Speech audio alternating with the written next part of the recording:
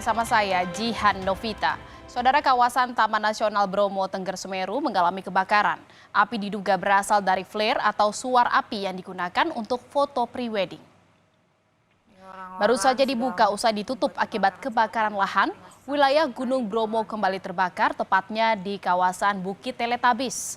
Sumber api diduga berasal dari suar yang dinyalakan pengunjung yang sedang melakukan foto prewedding atau pranikah.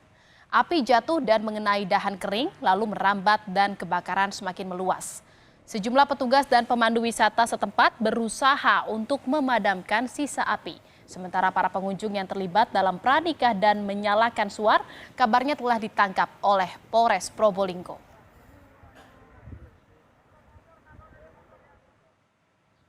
Polres Probolinggo menangkap 6 orang yang diduga merupakan pelaku pranikah di Bukit Teletabis. Mereka diringkus karena diduga menyalakan suar api saat sesi foto pranikah yang berdampak pada kebakaran hutan.